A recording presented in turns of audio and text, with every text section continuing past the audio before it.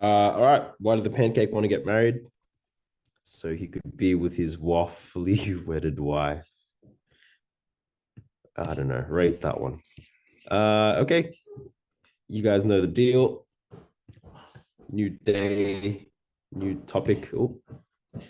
All right. Today we are talking about prefixes for units of measurement. Prefixes are an English thing. So all you English nerds enjoy this.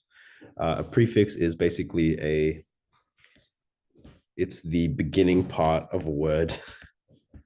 How do I beginning? It's a beginning of a word. Okay. Now it's a system we use to name large or small numbers. I'll give you probably one that you've heard before. Kilo is a prefix. So if I say kilogram, it's 1,000 grams. If I say kilometer, it's 1,000 meters. If I say kiloliter, 1,000 liters. A kilobyte, 1,000 bytes. You can see that kilo means 1,000. Okay, so there's more than just kilo. There's other things like milli and centi, and we'll talk about all those things. But there's this nice little table here. Okay, now I'm going to start in the middle and try to explain it. If there's zero, we don't really call that anything. But as we said, 1,000 is kilo. What's bigger than a kilo is a mega. So that means we're talking about 10 to the power of 6. What's bigger than a mega? It's giga. What's bigger than giga? It's tera. And these are all your prefixes. Okay, so we could be talking about probably the most common ones for kilo, mega, giga, and tera. We're talking about bytes. So kind of like data and storage. A kilobyte is quite small. A megabyte is bigger. A gigabyte is even larger. And then now we're talking about terabytes. And you can see how the terabytes are quite large compared to kilobytes. Okay. Now it could work for anything: kiloliters, megaliters, gigaliters, teraliters. We can use any sort of measurement, but the prefix here is kilo, mega, giga, tera. Okay, now also to the other side, this is probably where we see this a little bit more in measurement. Centi and milli, we've probably seen that before when we talk about centimeters or millimeters. Okay, but then we go even smaller than that. There's your micro, and the reason we don't use M is because if we do micrometers, it kind of looks like which is millimeters. So we use this, it's kind of called mu, I believe. Um, yeah, just a different looking. Anyways, that's micro. And then even smaller than micro is nano. Okay, the only thing to really talk about here is if you take a look at the right-hand column, these are what we call your multiplication factors. And so if we're talking about tera, we're talking about 10 to the power of 12. Okay, that's what we need to multiply it by. If we're talking about kilo, then we multiply it by 10 to the power of 3, or we just multiply it by 1,000. The multiplication factor, you can see for the most part on this side here, it's like we go up by threes. So we got 3, 6, 9, 12. Whereas on this side here, just be careful. A centi is only 10 to the minus 2. So divide by 100. Milli is divided by 1,000. Micro is divided by 100. Is it 100,000? No, 1 million. And then, yeah, 10 to the minus 9 is billion. Okay, dividing by billion. So let's do some questions on this. So very, very quickly, we're going to convert 5.6. And hopefully you remember that this is micro. Okay. So micro is definitely that one. And we're converting that to meters. Okay. So if I've got 5.6 micrometers, what I need to do is how do I get from micro back to here? I need to times it by 10 to the power of 6. So I don't know if you guys can see that. Or actually, no, I don't times it. I divide it.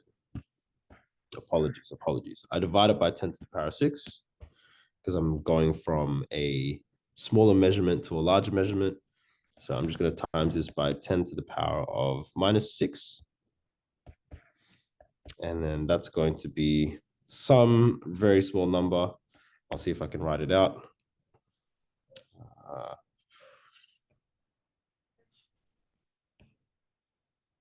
1, 2, 3, 4. 1, 2, 3, 4, 5. Okay. And I don't need this dot. So that was just for my, you can put this in a calculator. Your calculator may answer in scientific notation. But for here, I know the 5.6 was here. And if I go back 1, 2, 3, 4, 5, 6. Okay, I've added one too many zeros. Good to know. Good to know. So this is what it would be in meters. Okay. Now, let's try the next one. So this one here, I'm talking about big M to little m. Now, probably something I should have noted up here is just note some of these are in capitals and some of these are in lowercase. So mega is capital M, milli is little m. Okay, so that means I'm talking about 3 megagrams to milligrams. Yep.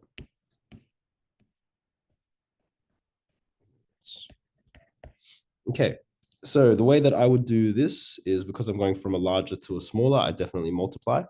If I'm going from mega to milli, I can see here that I go from 10 to the power of 6, and then I also do another 10 to the power of -3. That means I actually need to, there's a distance here of 9.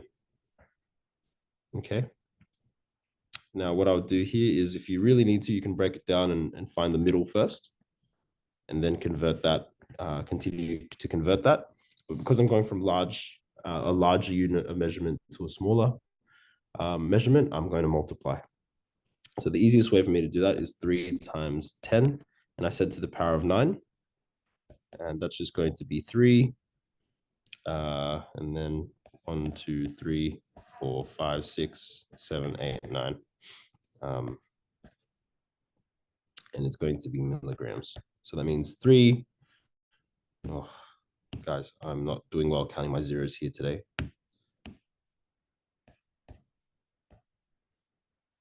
There we go. That's how many milligrams it should be. Okay, working with large numbers, be familiar with using your calculator. Yeah, that's probably all I have to say. Yep, I'll leave it there. If you're stuck on where I got the 9 from, my suggestion would be go from mega to just regular units, and then go from units to milli. It's like timesing it by another 1,000. Okay, so hopefully that helps. I'll catch you guys in the next one. All right, bye.